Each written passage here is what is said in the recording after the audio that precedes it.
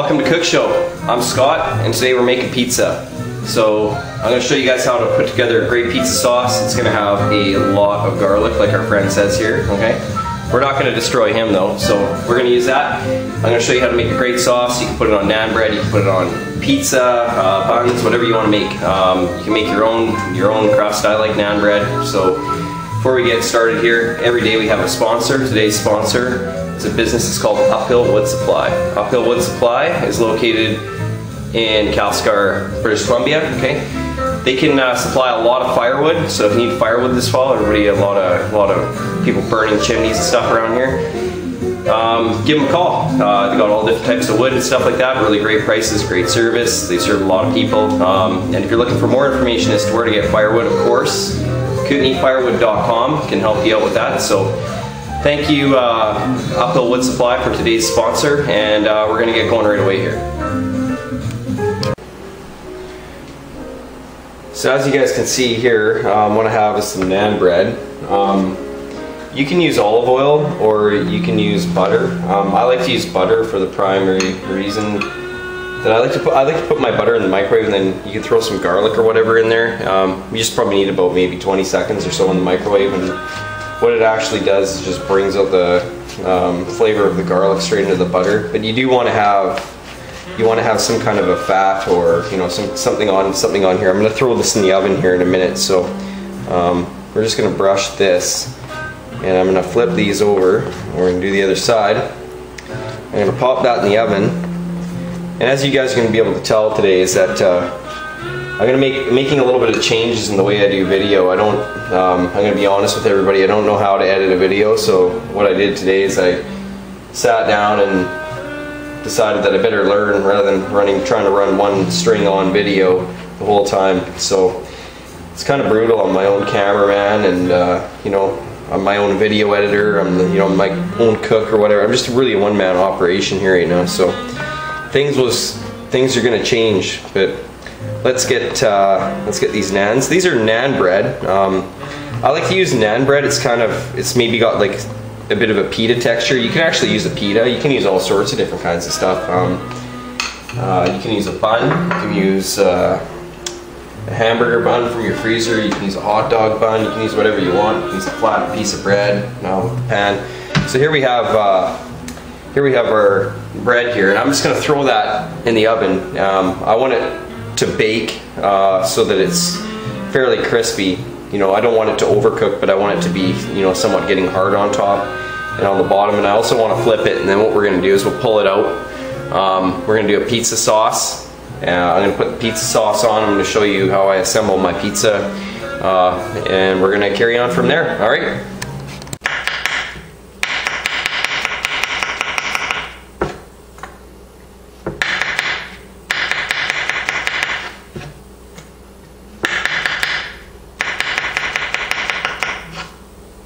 Alright, so I sliced all my vegetables and I have everything laid out over onto the left here, and what I'm going to do is I'm going to start assembling my pizza soon, and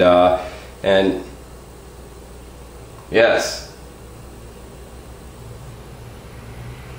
Oh yeah? Alright. Our garlic friend here seems to, we gotta name him. What should we name him? G Show? Garlic Show? So anyways, seems to tell me that if I've got some water over here actually. Let me show you guys what's going on. I've done my best to have a whole list of all our ingredients here, so they're all laid out, and he seems to be telling me that if I put some of this garlic that we have here into this bowl of water, and he says that if I just want to throw that in the microwave for about 30 seconds, the garlic and water I was going to use just to put in into the sauce. So he's saying put it in here for 30 seconds. So that's what I'm going to do. I don't even actually really like to cook with microwaves too much, but we'll give it a try. So we've got that in the microwave now. I'm just going to hold out and wait for that, and apparently if I add that to my sauce, it's going to make it a little bit more flavorful. So we'll just wait. I don't know that it quite needs a whole 30 seconds, but we'll let it go. So now to about 10 here right now. So I guess now everybody knows that Garlic Show, he's still here. Okay, so That's today's mascot, I guess. We're down to 1 minute. Second, there we go. So yeah, it does. So what I've got is I've got a mixture of water here that I've actually heated up in the microwave with some garlic, and I guess that has extracted garlic flavor into the water. So what I've got here is I've got about 2 small cans of tomato paste. Okay. So I got one in this bowl and I got another one in the other bowl. Should probably just put it in one, but whatever. Makes it seem a little bit easier to do it this way.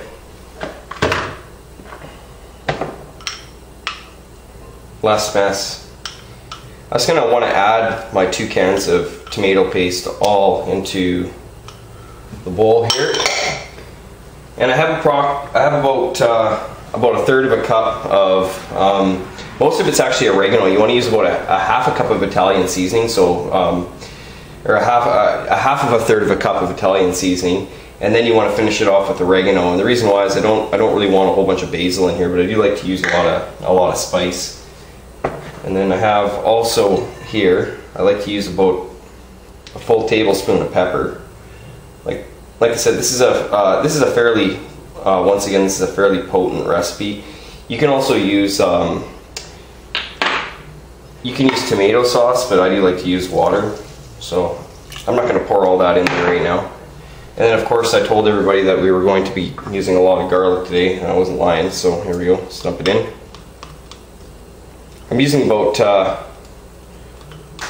2 cloves of garlic, but I'm using very quite large garlic. So I just sort of want to start to stir this up. Now, tomato paste is fairly thick.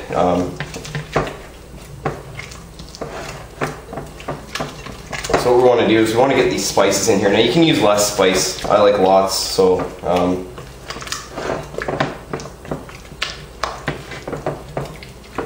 I don't actually like to use a lot of sauce on my pizza, so I like it to be flavorful.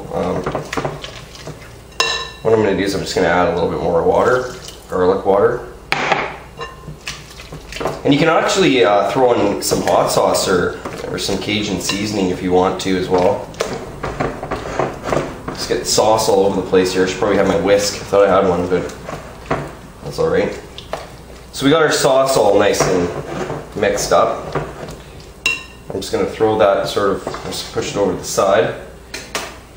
Now, as you can see, I've already pre-baked our pitas a long time ago. So what I've done actually is I've left one side so that it's not baked. I forgot to mention too as well, you want to, depending on the heat of your oven or where the heat points are, and you might want to only bake it for a small amount of time or crack the door or whatever, but I do mine at about 350 degrees, so you can do it for more or less. Just don't let it burn. Only cook one side, because the bottom side of course has to cook with the pizza. You don't want that burning as well. So what I've done this time with pita is, you can tell they have these little pocket holes. So they collect steam and stuff, so you might want to put them the flat side down, toast the other side. It also makes it a lot nicer for you to put your sauce on your pizza. So what I'm going to do is I'm just going to start to lay some sauce down here. I don't like a fairly thick spread on here. It's very strong sauce. So what we're going to do is we're just going to put more of an even amount on it. So the type of meat I'm using today is I like to buy the meat pack. There's they usually have some type of assorted salami meat pack, and what I'll usually do is just either put I put a fair amount on here. I like a nice big thick pizza, so this is I think this one here is salami and the other one's pepperoni, so I'm going to try to do about a layer of each. I also have a ham to put on here as well, so I'm just going to lay it out.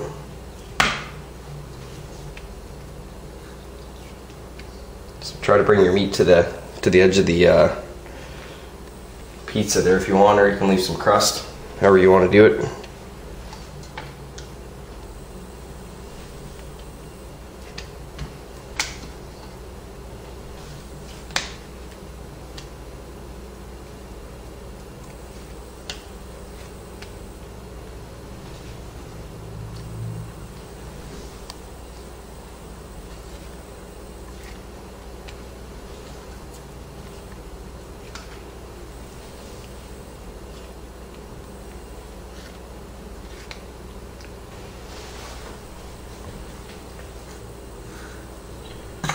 Also on the side here I have a number of, as you guys can tell, I went through all the certain cutting of certain vegetables. So you might want to just you can always put some stuff on the bottom and then put some cheese and put some stuff on top. It makes it look nice. I'm not really, I do have a lot of cheese over on the side there, but I don't really like to use a lot of cheese on my pizza, so I'm just going to do it this way.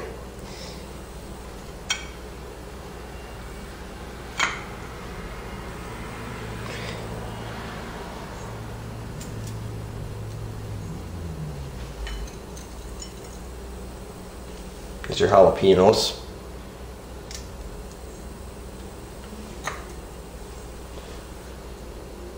I like to use a lot.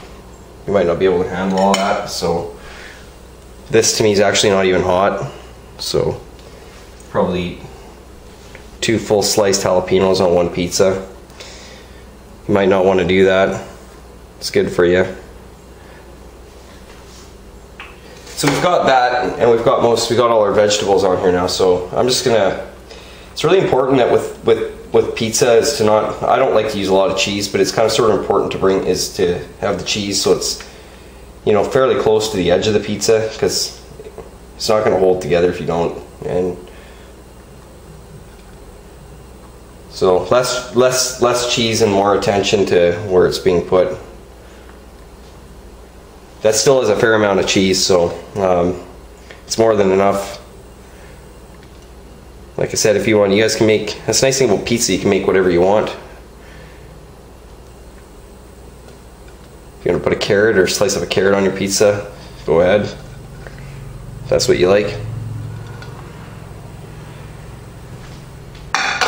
So we now have our, as you can see, we have that, and it's all assembled on our naan bread. And I like to put a little green onion on top. Just sprinkle some on top. And then I'm just going to put a mushroom here and there. Put tomatoes, feta cheese is another good one. Spinach is great on pizza. So we got our pizzas done. I'm going to pop these in the oven, and we're going to come back and I'm going to show you what they look like. Alright, so we're back, and my pizza's just come out of the oven. I'm just going to take it down to the cutting board. You can see that it's over here in the background here. I'm going to move it over. Forgot to mention too that if you want to, sometimes you want to put some cheese around the edge. It'll deliberately bake on the pan. I do have a pizza cutter. I'm not going to use it. Find with these pizzas, by the time when you get them crusted up, then what ends up happening is that make sure you guys can see that. Is that pizza cutter sometimes, at least the ones that you get from just the store, is not good enough. It's almost like you need an industrial one. So we've got our pizza here now, and it's cut up. Just like to what I'm going to do is I'm going to try to maybe zoom in so you guys can get a better look, or bring the camera up or whatever. Okay, so let's bring this over here.